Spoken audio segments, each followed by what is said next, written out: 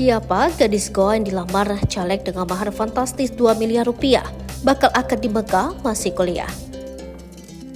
Beruntungnya gadis Goa Sulawesi Selatan yang bernama Putri Aryan Sulhijrah ini, bagaimana tidak, masih mahasiswi semester 5, namun ia sudah dilamar pria idaman dengan mahar fantastis. Tak tanggung-tanggung, gadis Goa ini dilamar dengan mahar 2 miliar rupiah.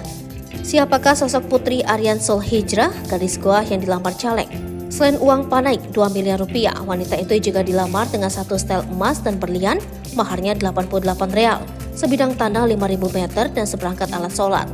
Adapun proses lamaran itu berlangsung di perumahan Raihan Lingkungan Tatakang, Kelurahan Parangbanoa, Kecamatan Palangga, Kabupaten Goa, Sulsel, Selasa 29 Oktober 2023. Saat momen lamaran ini pun terekam video dan kemudian beredar hingga viral di media sosial.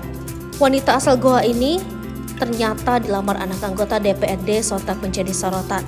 Sosok wanita tersebut bernama Putri Aryan Sulhijrah yang kini berusia 22 tahun.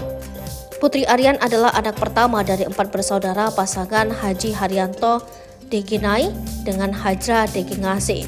Kini, Putri Aryan tengah menempuh pendidikan di Fakultas Kedokteran Universitas Muslim Indonesia semester 5. Diketahui orang tua Putri adalah seorang pengusaha. Sementara itu laki-laki yang melamarnya bernama Nirwan Afandi.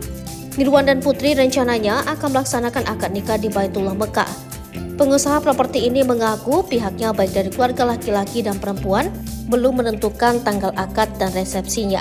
Adapun prosesi akad akan dilaksanakan setelah calon mempelai perempuan lulus S1. Sementara itu, Nirwan Afandi merupakan anak kedua dari 3 bersaudara dari pasangan Haji Muhammad Dahlan Daeng Tawang dan Haja Rosmiati Daeng Mine. Haji Muhammad Dahlan Daeng Tawang merupakan anggota DPRD Goa dari Partai P3. Nirwan saat ini mencaleg di Dapil 7 Palangga Barombong lewat Partai Golkar. Selain itu dia juga merupakan pengusaha properti di Goa. Ayah mempelai wanita Haryanto Daeng Nai mengungkapkan bahwa anak pertamanya itu dijodohkan. Pengusaha properti ini mengaku pihaknya baik dari keluarga laki-laki dan perempuan belum menentukan tanggal akad dan resepsinya. Prosesi akad akan dilaksanakan setelah calon mempelai perempuan lulus S1.